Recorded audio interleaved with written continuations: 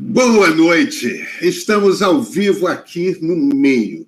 E hoje o ponto inicial um novo projeto. É um programa para que a gente possa ouvir das principais personalidades envolvidas na corrida eleitoral o que elas propõem para o futuro do país, que em boa parte será decidido no início de outubro.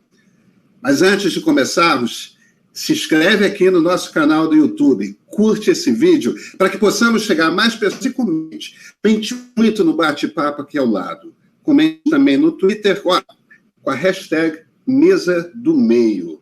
Sua mensagem ou pergunta pode aparecer aqui na nossa tela durante o programa de hoje e eu vou tentar trazer algumas delas para a candidata.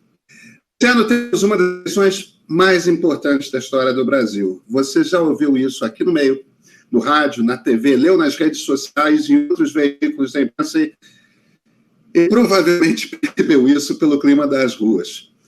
Mesa do Meio vai trazer os protagonistas do cenário político que serão entrevistados por mim, Pedro Doria, editor do Meio, e pelos meus colegas, a jornalista e colunista Marilis Pereira Jorge e o cientista político Christian Lynch. Bem-vinda, Marilis. Boa noite, Pedro. Boa noite a todos que estão acompanhando a gente nessa transmissão. E bem-vindo a você também, Christian. Obrigado. Obrigado a todos. E você, já assina a nossa newsletter? Caso positivo, muito obrigado pela confiança. E se não, corre no nosso portal www.canalmeio.br e se inscreve, é de graça. E o link está aqui na descrição. Começa agora o primeiro Mesa do Meio. Roda a vinheta, Bruno.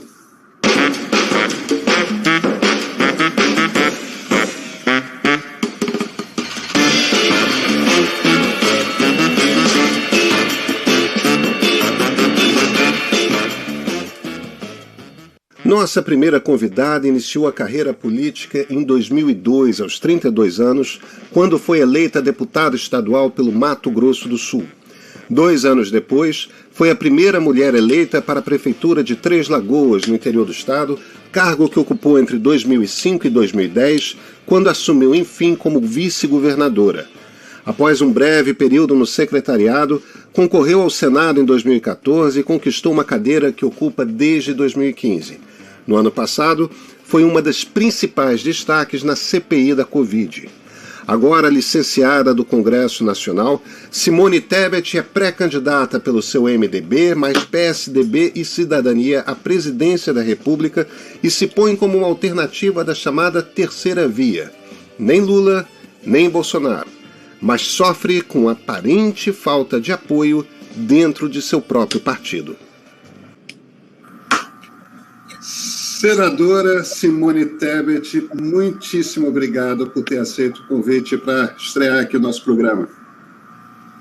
Nossa, Pedro, o prazer é todo meu, eu que tenho que agradecer, afinal, em nome da Marilis, do Christian também, comentar a todos que estão acompanhando pelo seu canal do Meio, essa estreia, né, da Mesa do Meio.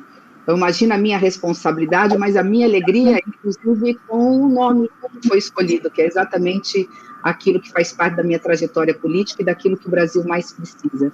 O Brasil precisa se reencontrar, e só através, né, do bom senso, do equilíbrio, da moderação, do caminho do meio, é que nós vamos poder, portanto, do centro, é que nós vamos poder reconstruir o Brasil. Muito obrigada. Senadora, a senhora, em um mandato no Senado Federal, se destacou imensamente. Conheceu a senhora, se não antes, durante a CPI da Covid, a senhora foi um dos grandes destaques da CPI da Covid. Agora, a gente não está numa eleição normal. Essa não é uma eleição comum da nova República, porque a gente tem um presidente da República que é um presidente da República muito atípico.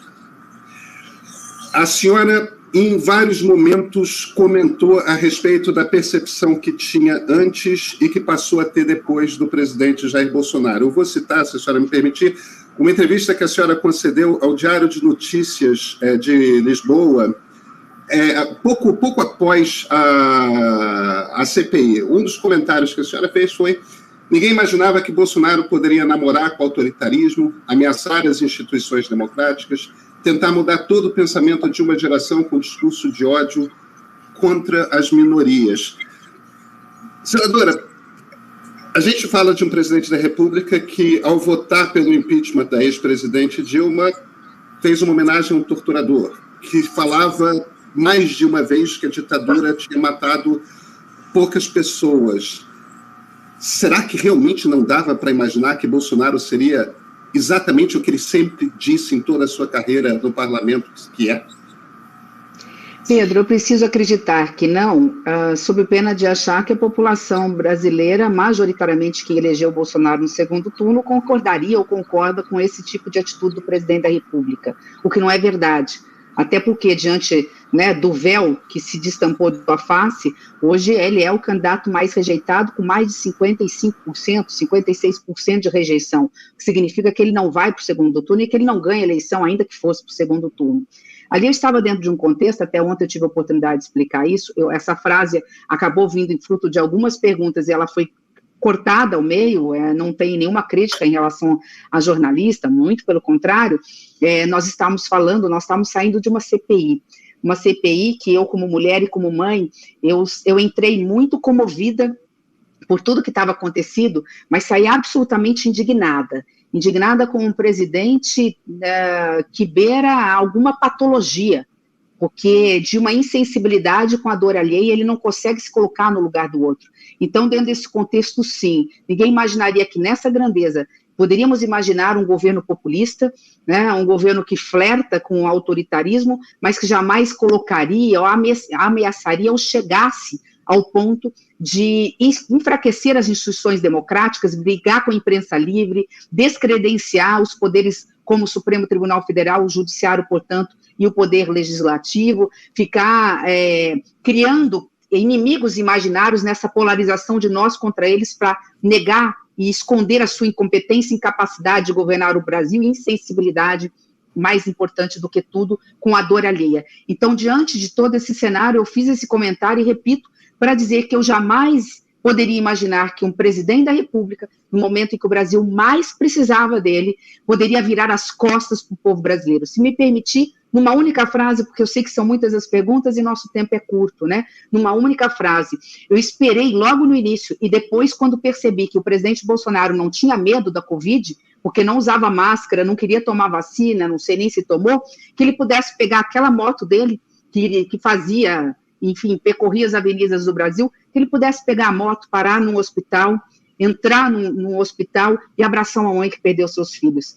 Nem isso ele teve a capacidade de fazer, ou abraçar um filho que perdeu a sua mãe. Então, é nesse contexto da grandiosidade, do superlativo de tudo, das fake news, de criar inimigos imaginários, de não ter capacidade de ter empatia, de não apresentar um projeto de país que apresente efetivamente o problema, resolva o problema do Brasil no que se refere ao Brasil voltar a crescer, gerar emprego e renda. Então, em relação a esse contexto, é que eu não posso acreditar que o povo brasileiro imaginaria um presidente dessa incapacidade, dessa insensibilidade, dessa incompetência e sendo responsável por tantos retrocessos que o povo brasileiro pudesse votar. O exemplo está aí, a pesquisa mostra, mais de 50% da população brasileira hoje rejeita o presidente Bolsonaro porque percebeu exatamente a grandeza, esse termo nem serve para ele, da sua indiferença com o povo brasileiro.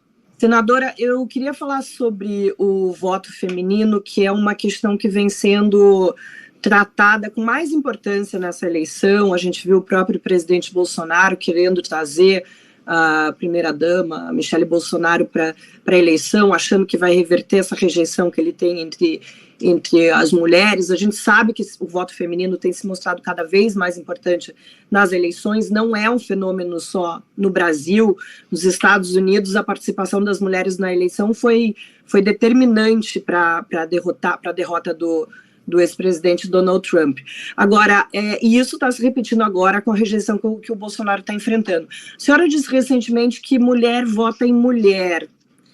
Mas será que é tão simples assim? Porque quando a gente mergulha nesse assunto, a gente vê que quanto mais nova, inclusive, as mulheres estão mais atentas às demandas femininas, como igualdade salarial, direitos reprodutivos, se combate a violência contra a mulher, que é um assunto da nossa vida no dia a dia. O que a senhora tem de propostas para essa eleitora? Sim. Marilis, eu faço política já há algum tempo, só com mandatos consecutivos eu tenho 20 anos, mas eu sempre fiz política de bastidores.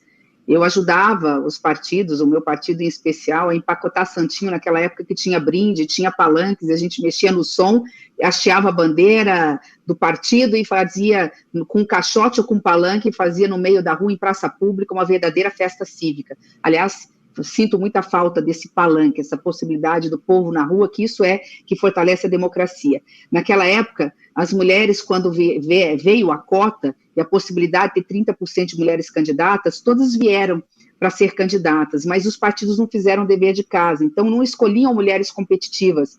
Então, respondendo à sua pergunta, não basta ser mulher.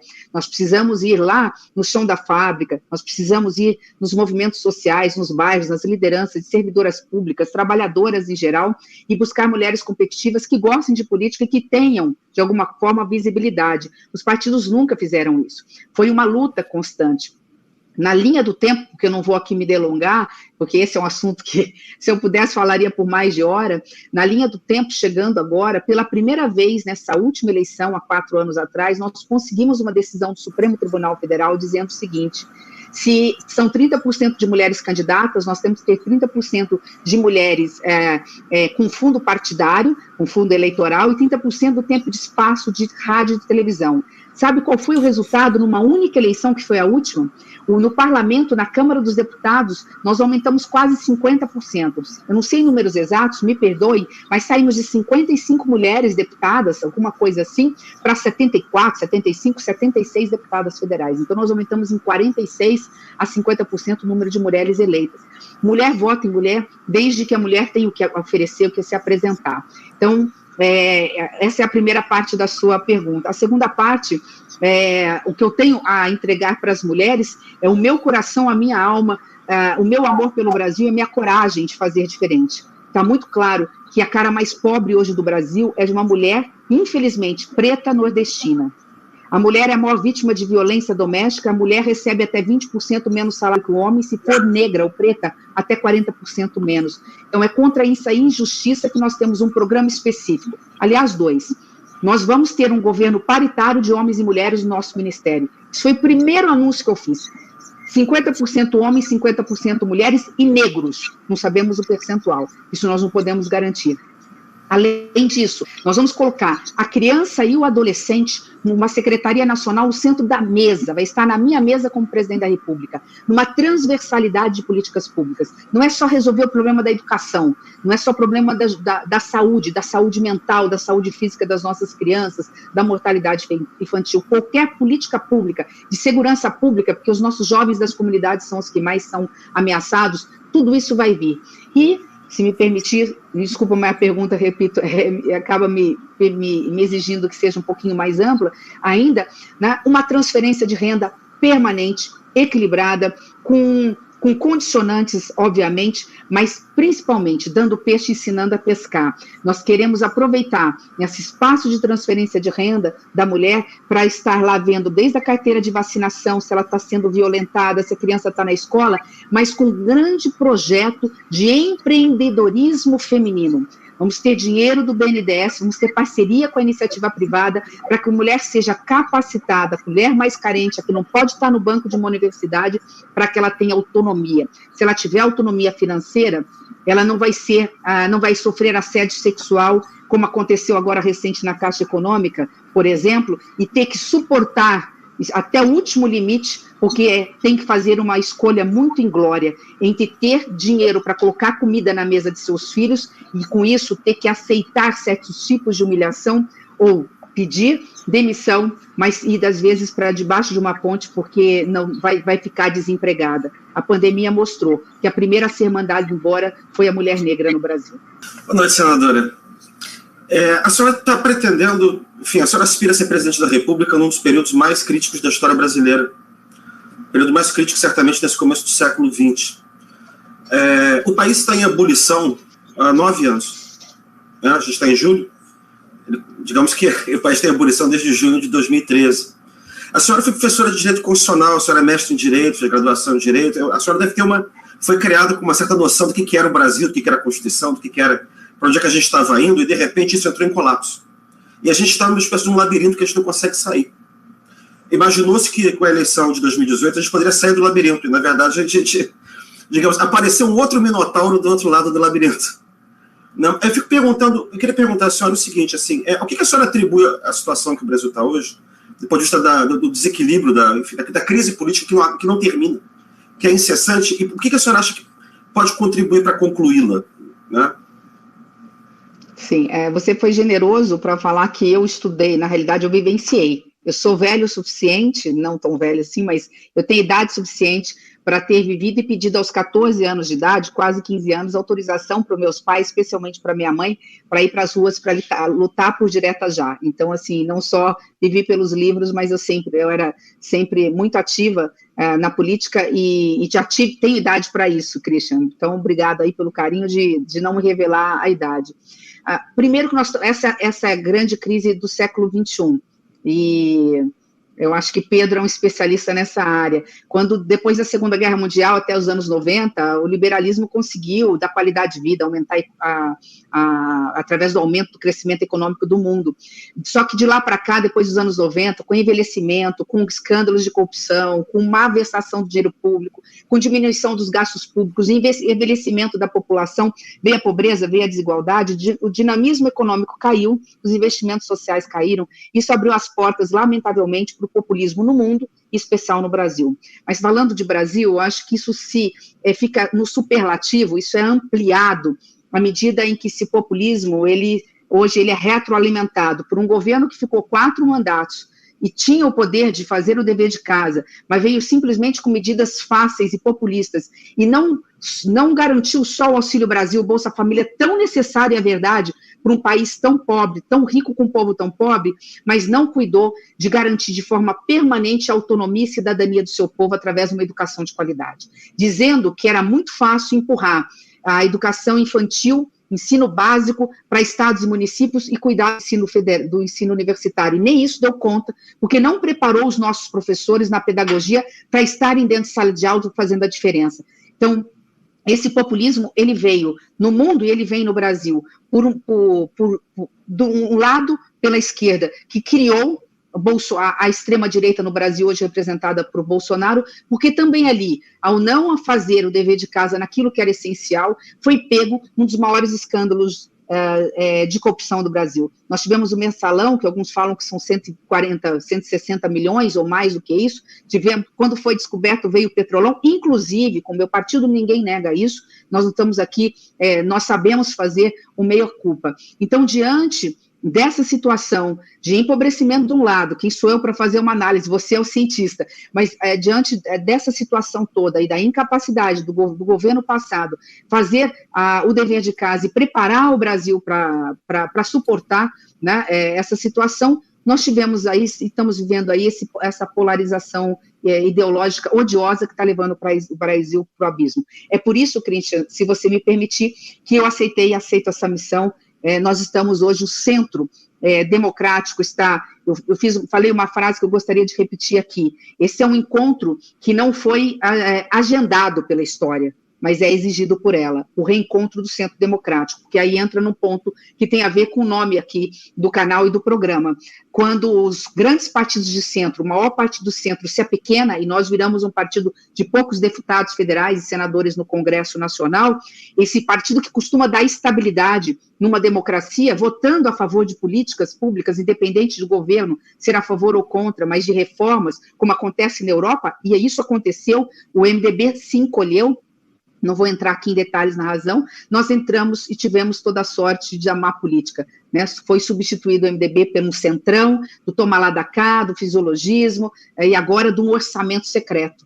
Então, nessa situação que nos encontramos, e é possível entender o porquê que o povo brasileiro está cansado. Então, nós estamos num reencontro da história, num pacto a favor do Brasil, um pacto que exige convergência, união, diálogo, moderação, não é fácil, né? Ninguém disse que seria, mas nós estamos prontos para defender os valores da democracia e tudo que vem à democracia para pacificar o Brasil e garantir estabilidade. Quando nós tivermos a estabilidade institucional, política, jurídica e socioambiental, o Brasil volta a crescer, gerar os empregos e renda tão necessários para tirar o nosso povo da miséria.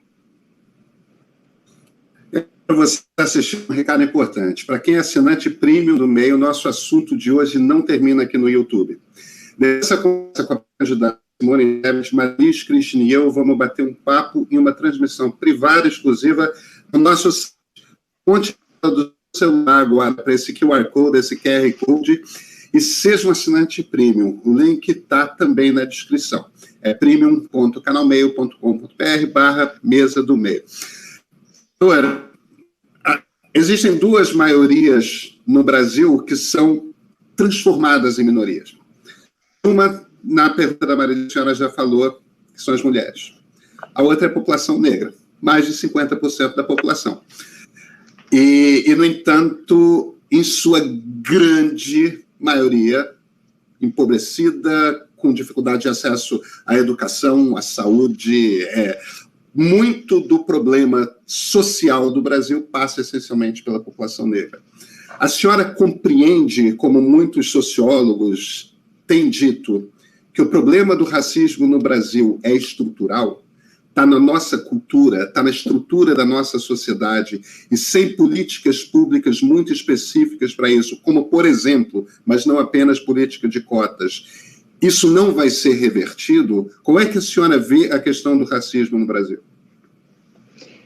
Lamentavelmente, sim, Pedro. O racismo no Brasil, ele não é só estrutural, portanto, uma coisa que vem inerente à sociedade brasileira, mas institucional, o que é tão ou mais grave. Nós não tivemos só 400 anos, arredondando, de escravidão. Nós ainda temos que somar mais 6 anos de discriminação. Eu tenho um número, vou arredondar, para ninguém falar que eu estou cometendo fake, desculpa, eu vou arredondar, que eu não tenho de cabeça. Mas os negros, os pretos e pardos correspondem a 70%, mais de 70% dos assassinatos no Brasil, mais de 70% das vítimas da violência policial e quase 70% da população carcerária. Começa por aí. Quando nós falamos de desemprego, são os primeiros a perderem empregos, na sua grande maioria. E é interessante, a gente tem que parar de falar que eles são minorias, porque o povo brasileiro é majoritariamente negro, preto, nós temos que ter orgulho disso. É isso que faz o Brasil ser essa diversidade que nos faz ser tão belos, tão diferentes e tão ricos. A nossa vergonha está na miséria, na pobreza, na discriminação. A nossa verdadeira riqueza está na nossa diversidade. Então, assim, falando de forma efetiva como candidata a presidente da República, política de equidade étnico-racial efetiva. Melhorar o que nós conseguimos implantar, e é preciso falar que avançamos muito, na questão do avanço legislativo, cotas nas universidades, cota no serviço público, é importante dizer isso, regulamentar o Estatuto da Igualdade Racial, que está... Acho que foi aprovado em 2010, eu não era senadora, mas eu acho que esse número redondo eu gravo. Garantir um ensino eficiente da história afrodescendentes nos currículos das escolas, né? Mas não é aquela coisa só, fazendo a ligação. Quando a gente estuda história com geografia, com ciência, com português, se der, até com a matemática. Não sei se dá, eu não sou pedagoga, mas essa combate ao racismo estrutural e institucional, ele tem que vir de cima, ele tem que vir do exemplo. Implementar políticas de inclusão com metas e prazos, que é um dado novo que eu acrescento, além de melhorar as políticas públicas assertivas, na educação, na qualificação, e quando eu falo de mulheres, a Marlies falou a respeito, a gente falou do empreendedorismo feminino, mas com um viés muito específico para as mulheres negras e para as mulheres pretas. E você vai me cortando se eu for falando demais, porque vocês só estão trazendo assuntos que são muito caros para mim, e para mim isso é uma coisa como, assim, a essência da minha vida pública foi para fazer diferente nessa luta a favor da igualdade de oportunidade. Então, eu encerro a sua pergunta, lembrando que nós temos mais ou menos 3 mil quilombos no meu estado. Eu tive o privilégio, quando fui vice-governadora, nós construímos casas populares lá. Nós temos 3 mil comunidades que não têm titulação. É tão simples regularizar. Se eles estão lá, não tem que olhar nada. Pega lá, vai para o cartório, registra isso, dá o título para que eles mais ou menos 1 milhão de quilombolas no Brasil, para que eles possam ter não só a posse, mas a titularidade, enfim. tem muita coisa para ser feita, mas a vantagem é o seguinte, nós estamos no meio do caminho no que se refere ao avanço legislativo e de políticas públicas. Então, está fácil fazer. O difícil é mudar a mentalidade. Isso se faz através da educação. E eu folgo em dizer, porque conheço a juventude do Brasil, que ela vem muito diferente. Quer dizer, o que nós falhamos nesse aspecto, esses mais jovens não vão falhar. Lamento apenas que hoje o governo do atual presidente manipula pelo menos 10% da mentalidade do povo brasileiro, e, consequentemente, de alguns poucos jovens, nessa disputa aí de nós contra eles, envolvendo, inclusive, uma disputa de classes e daí por diante. Senadora, eu quero falar de um assunto que é bastante delicado, mas é um assunto que é importante no mundo todo. A gente viu os Estados Unidos retrocederem em relação aos direitos reprodutivos das mulheres, mas na América Latina, em compensação, tem alguns países que avançaram em relação ao aborto. A senhora já se manifestou contra o aborto fora das situações que são previstas em lei, mas a gente vê que os números, pelos números são mostrados aí, nenhuma mulher vai deixar de fazer aborto porque a legislação não permite. A diferença é que as mulheres que têm condição vão procurar uma clínica, enfim, bem equipada, e as mulheres, na sua maioria negras e pobres, vão acabar, enfim, sofrendo as consequências de um aborto, inclusive podendo ser processadas e presas. A senhora acha que uma mulher deve ser presa por fazer um aborto clandestino? Não, Marilisa, ela não deve ser presa. Eu sou contra, por uma questão não só de princípios, mas uma questão mesmo de estudo. Eu conheço a população brasileira e entendo que é uma população hoje conservadora e que essa é uma discussão a ser feita ao longo dos anos e tem que ser feita dentro do Congresso Nacional. Eu acho que é sempre um equívoco perguntar isso para um presidente da República e perguntar como você está fazendo para uma senadora, porque somos nós, dentro do Senado Federal, que podemos discutir através de audiências públicas e alterar ou não a Constituição Federal com promulgação do presidente do Congresso sem a participação do presidente da República. Não é ele que discute essa questão, mas não vou deixar de te responder. Eu sou contra a legalização do aborto, salvo os casos previstos na Constituição e casos de anencéfalos, como decidiu o Supremo Tribunal Federal, mas não sou contra debate em relação a isso. É uma construção. O Brasil tem que ser construído em outras bases, mas passa, inclusive, por uma questão dentro das próprias escolas. É assustador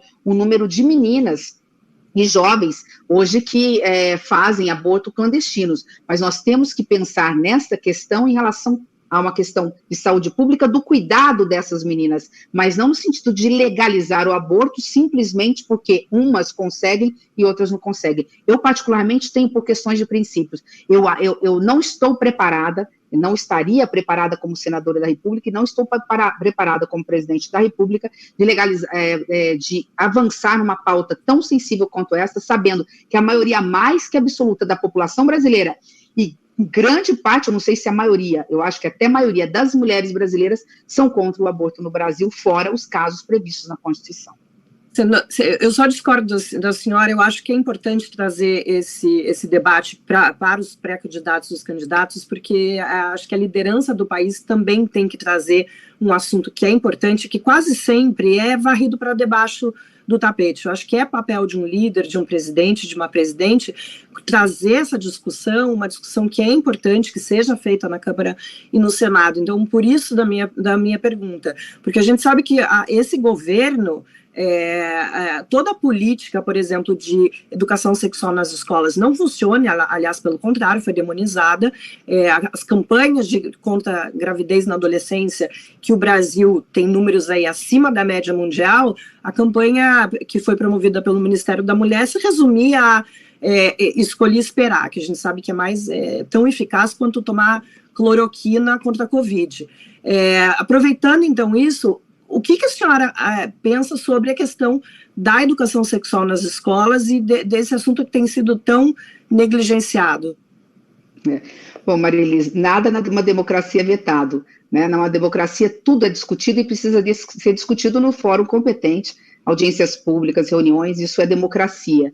Em relação à orientação sexual, a garantir que as nossas meninas e as nossas crianças, os nossos jovens, saibam, não só conheçam o seu próprio corpo, mas também entendam, não só de doenças sexualmente transmissíveis, mas em relação à própria gravidez precoce, eu sou totalmente a favor que essas questões sejam discutidas. Eu estudei em colégio religioso, há muito tempo atrás, eu discutia isso com a maior tranquilidade, né? Nós tínhamos esse debate dentro de sala de aula. Que retrocesso é esse de achar que lugar da escola é um lugar onde, no tabu, não se permita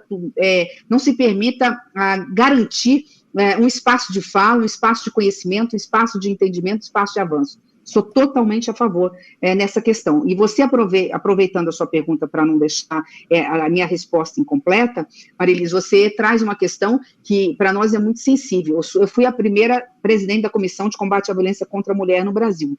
Ali eu aprendi, inclusive, com Luciana Temer, que tem um projeto maravilhoso, que está no ar, está nas redes sociais. Eu peço a todos que ouçam e vejam, né, a gravidade do que eu vou dizer agora. Há um engano dizer que a maioria são as mulheres que são violentadas no Brasil, que as mulheres que sofrem estupro e, portanto, têm a gravidez lá indesejada. 60% dos casos de violência doméstica, no sentido de estupro, acontecem com crianças de 0 a 13 anos de idade, 60%. Nesses casos, né, em que há esse estupro, que há esse abuso e que há essa gravidez, qualquer menina tem direito ao aborto, porque nós estamos falando de algo inaceitável, nós estamos falando daquilo que a própria Constituição permite, né, é o estupro seguido por uma gravidez, e essa menina tem direito a esse aborto. Então, é preciso que nós possamos avançar naquilo que nós temos convergência. Eu acho que o Brasil tem muitos problemas, todos eles precisam ser discutidos, eu concordo com você, mas nós temos algo que pode ser resolvido, porque é quase que uma unanimidade, eu acredito que 95% das pessoas do povo brasileiro concorda que esse é um assunto muito grave e que nós precisamos efetivamente não só de mais leis punindo e rigorosas, mas que essas leis sejam cumpridas depois com rigor da lei, colocando na cadeia esse abusador, que normalmente é um pai, um padrasto, um tio, um irmão, um parente dessas vítimas, e proteger essas crianças, porque criança não foi feita para ser mãe. Senadora, a senhora foi escolhida como representante da Terceira Via, também chamada pela Terceira Via de Centro Democrático, depois de muitos e muitos meses de disputas internas sobre quem seria o representante desse lugar dentro do sistema ideológico partidário brasileiro. Eu ia lhe perguntar como a senhora se situaria do ponto de vista ideológico, mas a senhora já respondeu, né, do centro. Então eu imagino que a senhora falou em liberalismo, a senhora falou mal do populismo, então esse é um tópico famoso, um lugar famoso do liberalismo democrático brasileiro. Então, de alguma maneira, nas eleições desse ano, a senhora representa a senhora é a depositária de uma espécie de uma tradição, de um tesouro, que é da tradição liberal brasileira. E aí, enfim, já teve ilustres representantes, mas eu queria fazer a seguinte pergunta para a senhora nessa condição. O liberalismo brasileiro tem uma dificuldade grande em conseguir ter popularidade. Quando a gente olha, desde que as massas começaram a entrar no sistema político, a gente vê a UDN, as dificuldades de eleger pessoas, uma figura como Carlos Lacerda, que era o único sujeito que teve popularidade. A gente olha para a Nova República, a gente teve o presidente Fernando Henrique, mas o presidente Fernando Henrique foi eleito, o Fernando Henrique acabou há 20 anos, ele foi eleito há 28, as pessoas falam como se fosse ontem. Né? Assim, eu tenho a impressão que tem alguma coisa complicada, do ponto de vista do liberalismo, de conseguir apoio, popularidade. Parece que é mais simples, de alguma maneira, você sempre ter uma dicotomia. A dicotomia da Nova República era contra o PSDB, que era o Partido Liberal, na verdade, quando não tinha direita, ninguém é direita do PSDB. Né? Assim, o que a senhora atribui isso? E se a senhora acha que é possível superar esse problema? Tá? É isso que eu queria saber. A sua pergunta é muito interessante, Cristian. Eu estava recentemente falando, inclusive, com alguns colegas sobre isso. Nós temos que parar com esse tabu e essa mentira, porque isso é um equívoco. Aliás, governos populistas gostam de chamar para si programas que são seus e excluir quem pensa diferente. Eu, porque sou de esquerda, Eu penso no povo. Quem não é de esquerda não está preocupado com a dor alheia. Aliás, nós vimos recentemente o ex-presidente dizer alguma coisa parecida nesse sentido. Como é grande em verdade. Nós precisamos da responsabilidade fiscal, de um controle das finanças públicas como um meio para aquilo que todos nós, especialmente mulheres, queremos dentro da política, fazer o social. Ninguém cuida do dinheiro para deixar para si, nós cuidamos do dinheiro para gastar onde mais precisa. Então, é responsabilidade fiscal com compromisso social. Dentro desse aspecto, falhou realmente o PSDB por não fazer essa divulgação, essa boa informação. Por que nós estamos cuidando? Quem cuida, gasta melhor. Se você tem um governo perdulário, um governo que não tem planejamento, que não programa, você dá sorte para que um Congresso Nacional, que não sabe onde um presidente da República quer chegar, confisque esse dinheiro e gaste nos seus currais eleitorais para se reeleger. Está aí o orçamento secreto. Quando você não tem teto de gasto, você fura o teto para fazer graça com o dinheiro do povo. Mas não para alimentar o povo, não para gerar emprego, não para fazer uma política pública de qualidade na educação, na saúde, zerar essas filas intermináveis por exames, consultas em médicos, que inclusive é uma fila mortal do SUS porque mata. Você tem toda essa sorte de irresponsabilidade. Eu acho que faltou isso. E por isso, este é o meu grande papel, dizer eu que sou mais progressista na pauta de costumes, eu que sou centro e não direita nem esquerda, porque eu sou uma liberal moderada, dizer, opa, peraí, nós não temos o fiscalismo sem alma, nós sabemos onde queremos chegar, e para chegar bem, para não ter inflação de 2 dígitos, que come pela metade, pelo menos pela metade do salário do trabalhador, que gasta o salário só com comida, para que nós possamos ter estabilidade jurídica e institucional, voltar a ser um governo que tem previsibilidade, responsabilidade, estabilidade, e com isso trazer os investimentos privados, que não são poucos, eu citei ontem, são 40, tinha pelo menos um pouco menos que isso, 40 trilhões de dólares de fundos de investimento pelo mundo, ponto para investir, só nós precisamos garantir que a nossa economia é verde, que nós temos responsabilidade fiscal com dinheiro público, nós somos um país sério,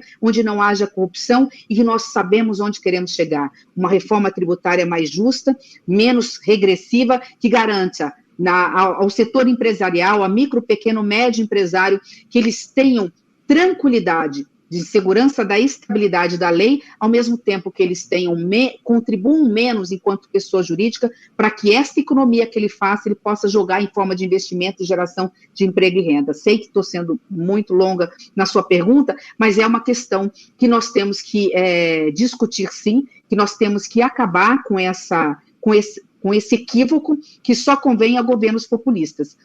Governo populista não faz o dever de casa.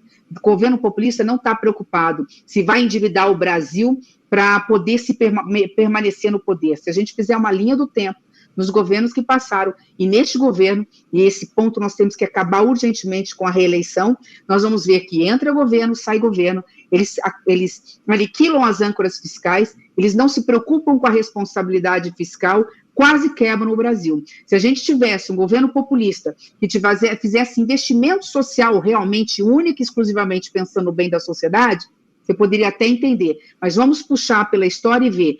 Quase quebrou a maior estatal brasileira, que foi a Petrobras, fatiando para dar a partidos, inclusive parte do meu partido, para ganhar a reeleição. A outra assumiu, congelou o preço da energia elétrica, quase quebrando uma outra estatal, que é do setor energético, que está sendo agora, que houve agora a recente capitalização. E o atual fez ainda pior, né?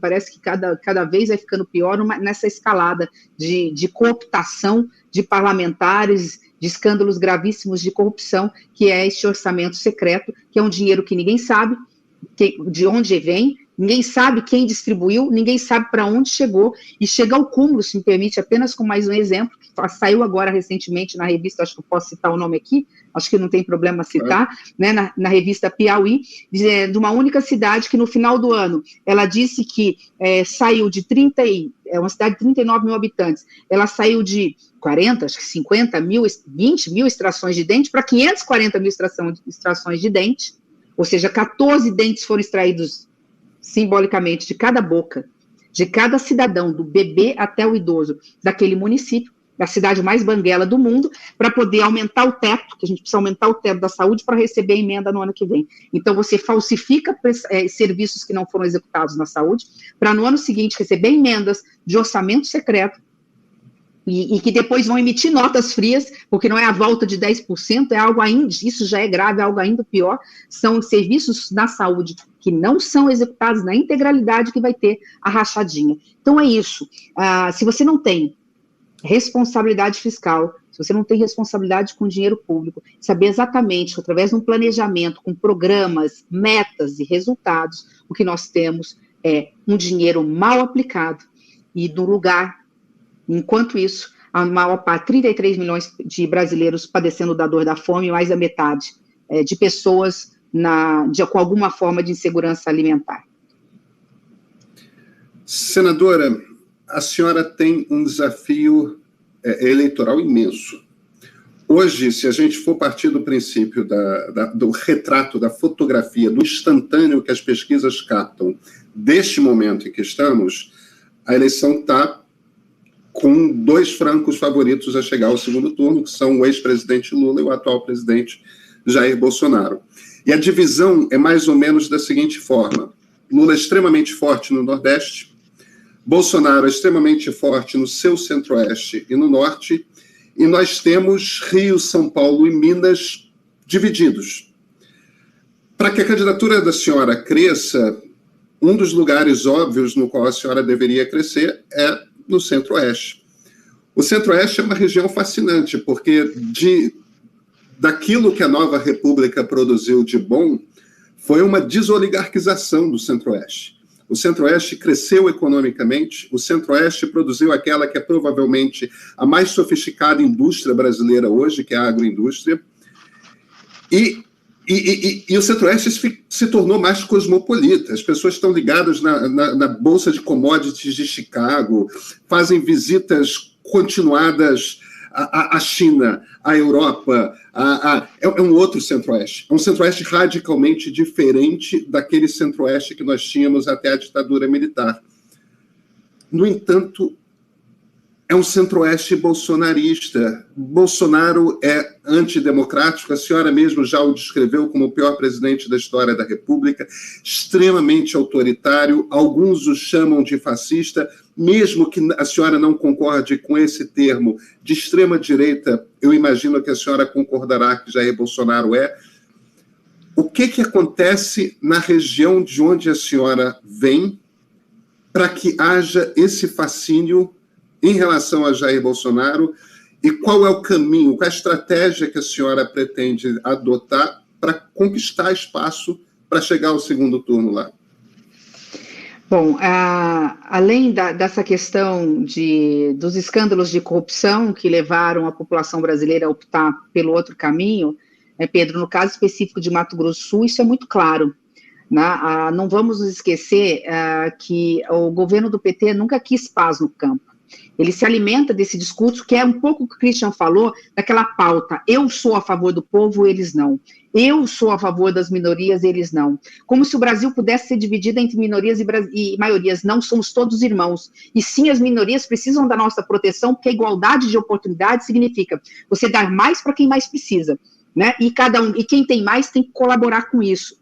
Mas não é isso que os governos populistas fazem. Então, de uma forma muito objetiva, para a gente poder falar da solução, que foi a segunda parte da sua pergunta, o governo do PT criou a figura de Jair Bolsonaro, especialmente no Centro-Oeste, porque eles estimulavam a invasão de áreas públicas, de áreas na zona rural, mesmo tendo o agro, a pecuária, a lavoura, a floresta, sendo responsável pela geração de emprego e renda e garantir comida mais barata na mesa do povo brasileiro, e não dava espaço para esse setor. Então, o Centro-Oeste brasileiro vive do agronegócio e, lamentavelmente, entende ou viu no presidente Bolsonaro, ao meu ver, de forma equivocada, absolutamente equivocada, um governo que é parceiro. Não é um governo parceiro, né? É um governo que se alimenta do mesmo ódio.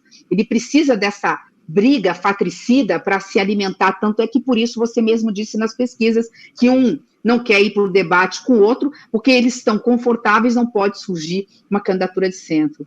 A saída está exatamente na nossa candidatura, Dória. É mostrar para a população brasileira que nós representamos essa renovação. Nós temos trajetória, nós temos experiência, nós vamos trocar esse improviso pela competência, a mentira pela verdade, pelo conhecimento, esse ódio pela união, e essa guerra que está matando o Brasil, está levando o Brasil para o abismo, por um caminho de unidade a favor do Brasil. Dentro desse aspecto, nós estamos seguros que nosso programa de governo tem, entre outras coisas, aquilo que une o Brasil.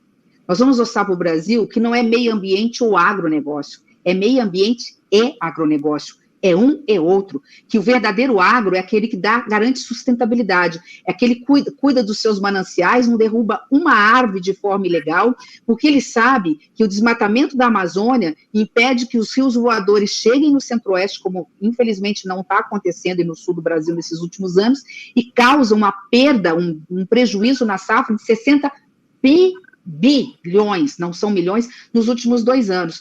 Então, é mostrar que é possível preservar a Amazônia, ser implacável através dos órgãos de fiscalização e controle com grileiros, mineradores ilegais, desmatadores, invasores de área pública, mas garantindo ao ribeirinho, ao agricultor familiar, àquele que tem um pequeno sítio, que é responsável pelo feijão na nossa mesa, pelo leite por hortifruti, e para o agro intensivista, pecuária intensivista e o agro que põe comida na mesa brasileira, é possível se somar.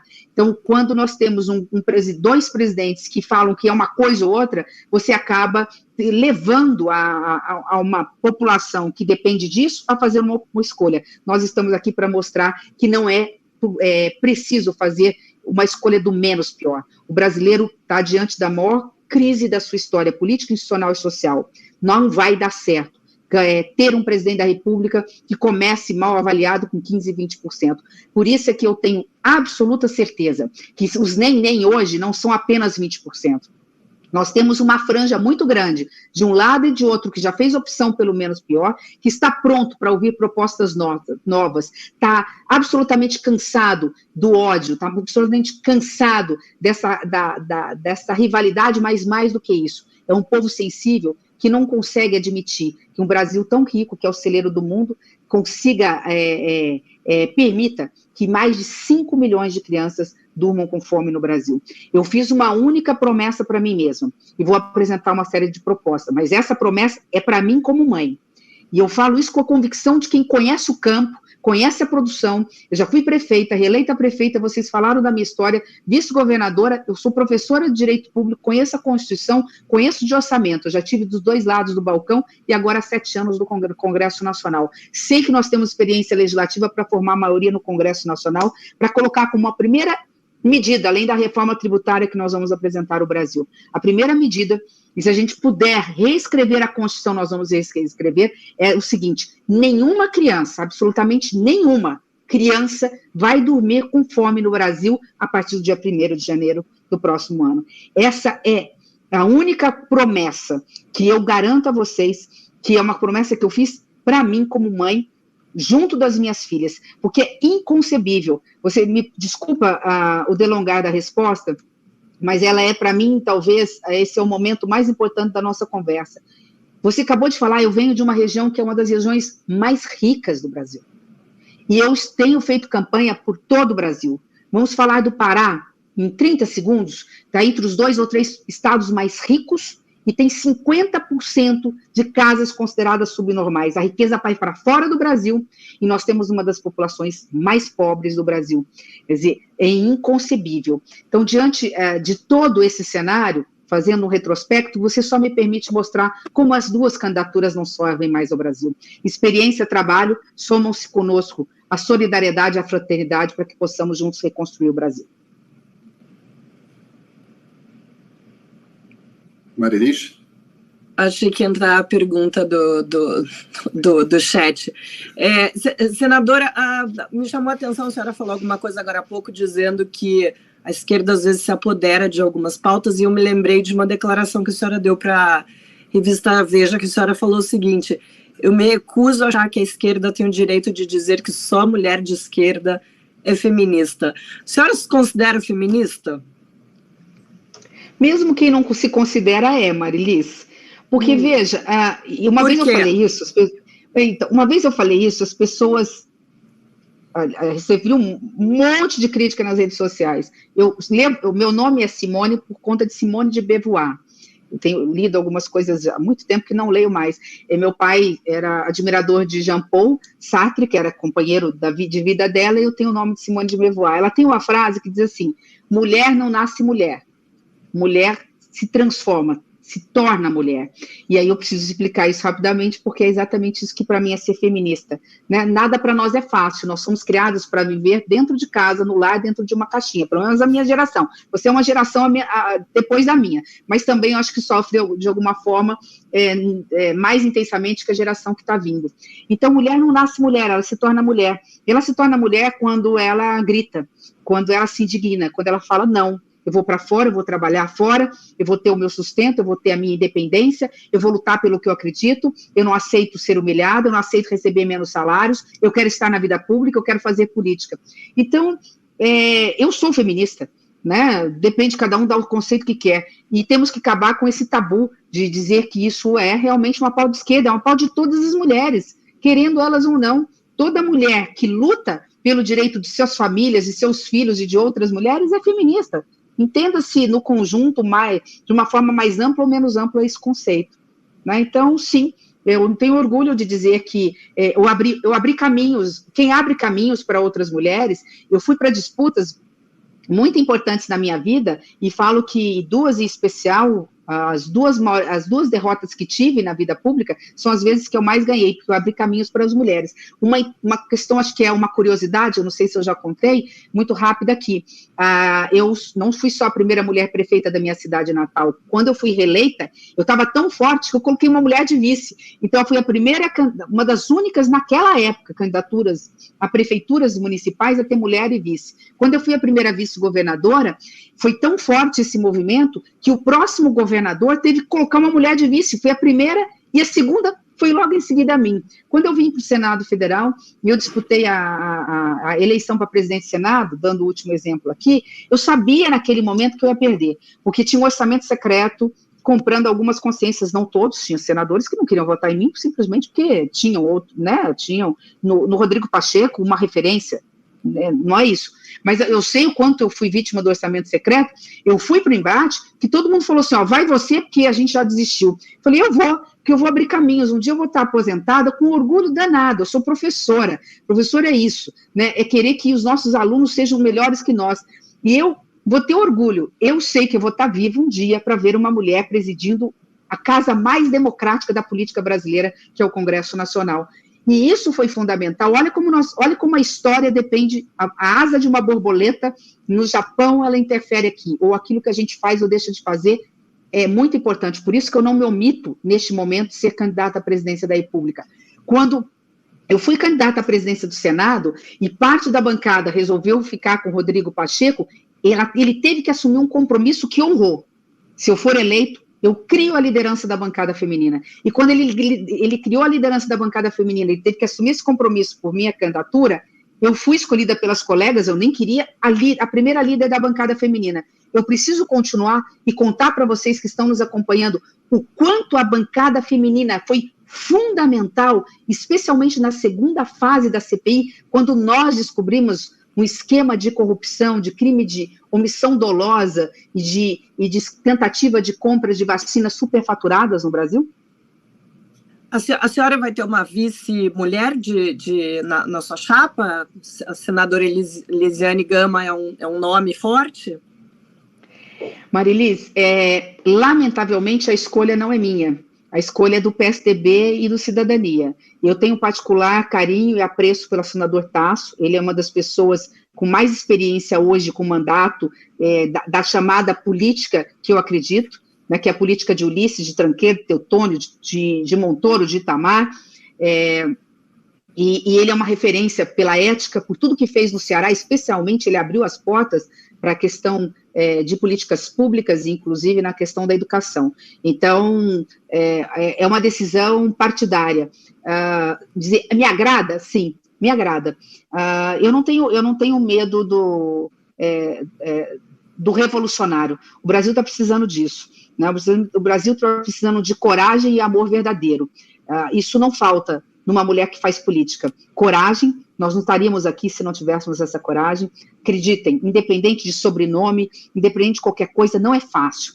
Eu tenho visto recentemente, não vai aqui nenhuma crítica à imprensa, mas eu tenho visto recentemente, assim, desde o ano passado, Simone é Café com Leite, tem 8 candidatos, e foram todos ficando pelo meio do caminho, e eu persistindo. Aí, quando teve o 2, não, né, o nosso governador, tem um carinho muito grande pelo xará do Pedro, o João Dória, não vai desistir, vai criar caso, eu fiquei. Aí vieram todas as questões, tudo é superlativo na nossa vida, não pela imprensa, a imprensa tem que cobrir os fatos, mas pela dificuldade, a imprensa só mostra o quanto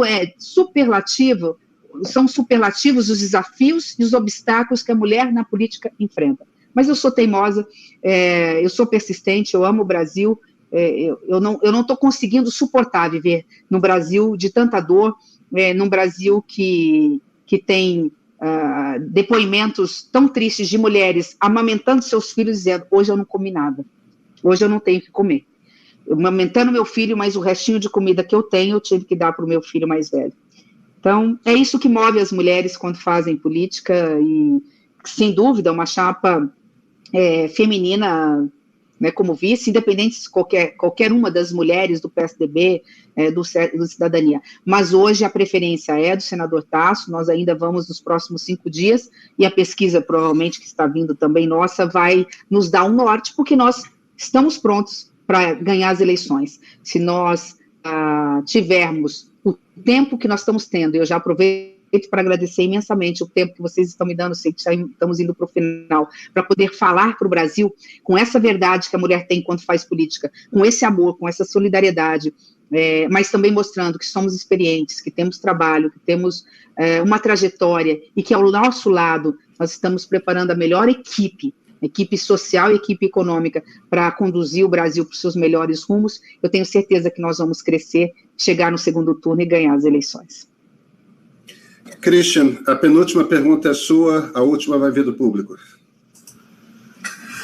Bom, vou tentar aproveitar o meu tempo aqui. Eu tinha 2 perguntas para fazer ainda, vou ter que escolher uma só. Se quiser perguntar as duas, quer perguntar as duas, Christian? Eu prometo ser bem breve. Já que eu falei tanto. Eu acho que são perguntas tão complicadas.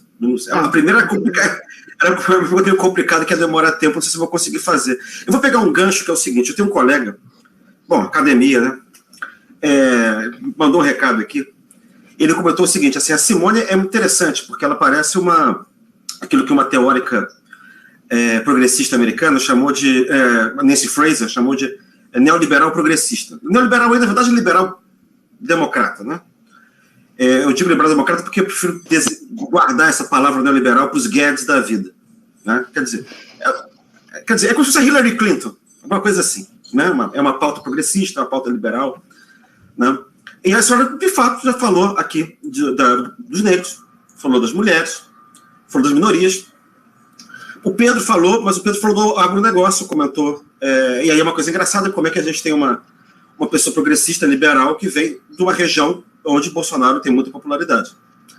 A pergunta que eu queria fazer é a seguinte, assim, tem uma minoria que não apareceu aqui na conversa, que são os índios, que são, enfim, é uma minoria que é muito discutida, o governo Bolsonaro, tem os problemas, a gente teve o assassinato agora, enfim, dos 2 ativistas do meio ambiente na Amazônia, né? A senhora também faz parte, enfim, do pessoal, está envolvida com o pessoal do agronegócio. Eu queria perguntar para a senhora o que a senhora, enfim, tem para dizer para esse pessoal, como é que a senhora pensa o lugar desse pessoal, da população indígena, dessa minoria que faltou aqui na conversa. Assim, já que a senhora enfim, é liberal, progressista, né? Acho ótima, perfeita a sua pergunta, Christian, eu agradeço, porque complementa a pergunta do Pedro. quando falou dessa questão, entender a questão de Mato Grosso do Sul. Nós temos a segunda maior população, comunidade, povos originários, fora da Amazônia Legal. Acho que Pernambuco é o primeiro estado e Mato Grosso do Sul é o segundo. Nós tivemos muitos conflitos de área, e de novo, eu quero paz no campo. O meu objetivo é paz no campo. Eu sou uma pessoa de centro que consigo enxergar os dois lados. Então, por conta disso, eu acompanhei essa questão muito de perto, já não é de agora, e entendo também o grave erro que cometeu o governo do PT. É um governo que quer chamar para si essa pauta. Nós somos da pauta das minorias, dos negros, das mulheres, das pessoas mais humildes, dos povos originários, e os outros não. É possível resolver essa questão, e isso acabou levando, portanto, uma parte do agro, uma parte do meu estado, a voltar, há 4 anos atrás, 3 anos atrás, em Bolsonaro, mas eu acredito que nós vamos recuperar isso. Vocês vão ver em breve pelas pesquisas, isso está mudando. Qual é a saída para essa questão, Christian? Repito, não é meio ambiente ou agronegócio, é meio ambiente e agronegócio. Da mesma forma, não é a Amazônia Legal com a floresta só em pé, sem produção. É a Amazônia Legal com árvore em pé e com produção sustentável. A agenda da sustentabilidade estará em todas as nossas políticas e ações. E eu não preciso dizer isso porque é da boca para fora. Eu tenho condições de provar por ações. Tá? O quanto o meio ambiente, para mim, é uma questão cara. Eu dei um exemplo. O agronegócio hoje é sustentável. Quem não é sustentável é o bandido, o grileiro, o minerador ilegal, o invasor de áreas públicas, que entram, desmatam, depois fazem lobby no Congresso Nacional para mudar o arco do desmatamento ilegal para considerar aquela área como área legítima, para depois legalizar a área que foi invadida. São coisas distintas. E a gente precisa dizer isso para o Brasil. Então, essa agenda de sustentabilidade estará em todas as nossas políticas e ações, e, portanto, no coração do nosso governo, por uma razão: é preservar o meio ambiente, ou não há futuro, não há vida para ninguém. E nunca se destruiu tanto. Então, colocar os órgãos de fiscalização e controle, recuperar, dar apoio, mas dar do outro lado apoio técnico, financeiro, de logística para o agro. É isso que nós precisamos. Da mesma forma, eu tenho uma saída para essa questão. A questão dos povos originários. Essa decisão está na mão do Supremo. Eu sou advogado, sou professora de Direito Público, inclusive foi perguntada sobre isso ontem. A decisão é do Judiciário, já está judicializado. O que quer que o Judiciário decida, tem que ser cumprido. Mas não precisa ser cumprido por um lado só. Se o marco for rediscutido no Brasil e chegar no Mato Grosso do Sul ou em Pernambuco, não na Amazônia, porque lá é área invadida, então se lá houver a invasão, tem que ser devolvido para os povos originários sem nenhum tipo de indenização para o homem branco, vamos dizer assim.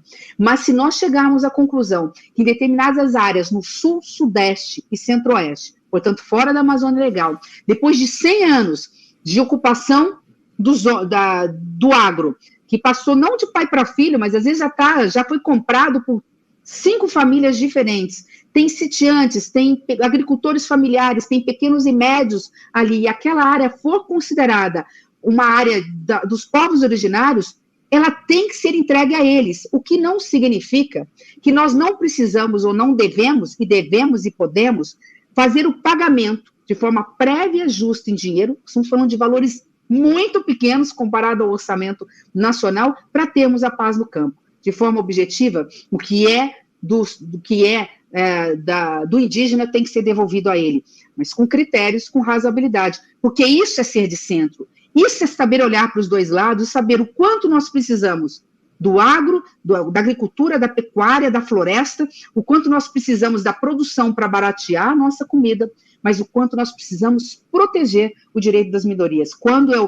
Desculpa, você bem falou que a pergunta é longa, agora eu encerro em 30 segundos, quando você falou, surpreendente alguém que venha de um estado como o meu, resumindo, eu sou do interior do Brasil, às vezes assusta a minha fala, e isso assustou por muito tempo, né? Perdi muito voto por conta disso no meu estado, mas eu faço sempre o que eu acho que é da minha essência, aquilo que eu tenho como verdade. Mas aos 16 anos eu passei no vestibular e fui fazer faculdade na Universidade Federal do Rio de Janeiro.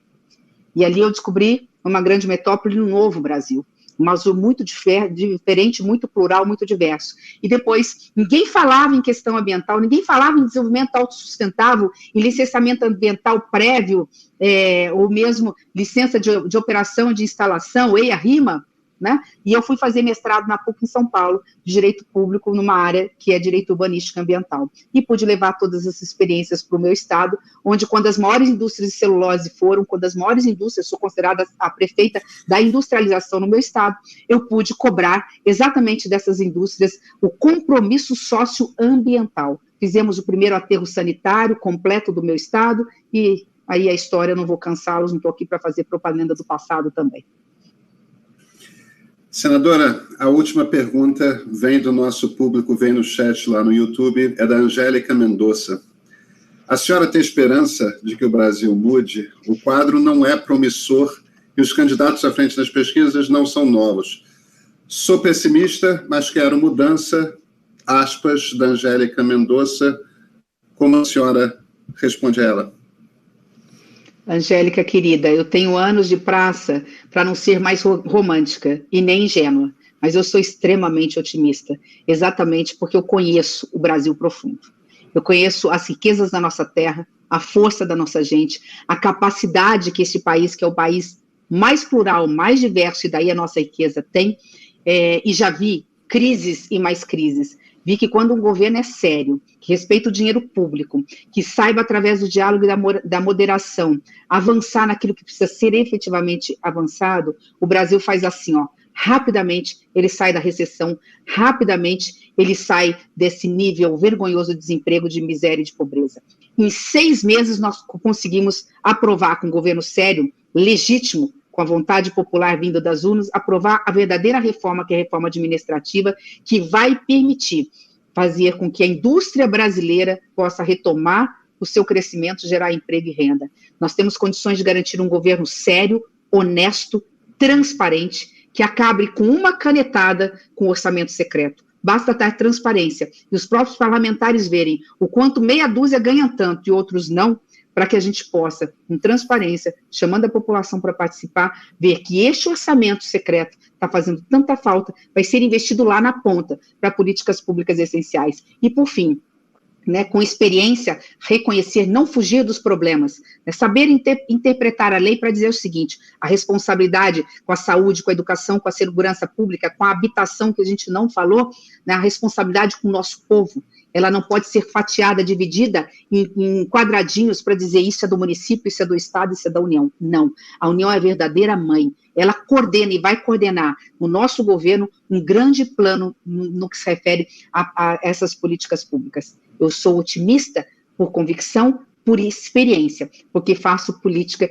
praticamente desde que nasci. Então, que você possa, quem sabe, repensar, né? Repense aí a sua forma de ver o Brasil. Eu sei que não está fácil, mas disputando num processo eleitoral o voto, que eu vou estar tendo a oportunidade de me dirigir a pessoas como vocês para dizer que a esperança é fundamental. É fundamental que o Brasil volte a sonhar, com sonho, esperança e absoluta certeza de que nós vamos, com amor e com coragem, reconstruir o Brasil.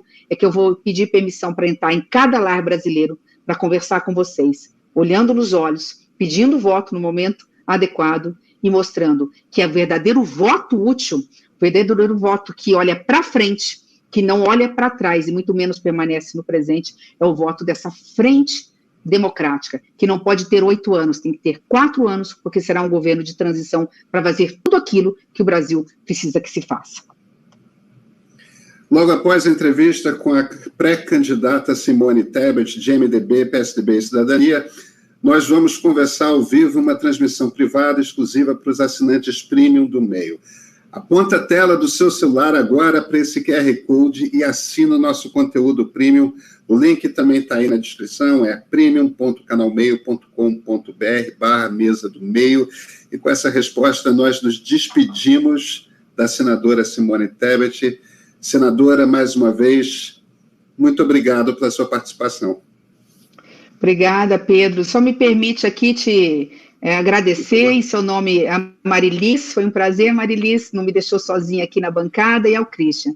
E dizer que eu tenho deixei por último para não falar depois, que eu queria estar só tendo perguntas simples, para dizer o quanto eu admiro a forma, a capacidade que você tem, e eu não tenho, quero aprender um dia com você, a capacidade que você tem de se dirigir para o povo brasileiro, né, para todos aqueles que se inscrevem no seu canal, a capacidade de falar de coisas tão complexas, tão difíceis e tão sérias, com responsabilidade, com equilíbrio, né, numa comunicação invejável.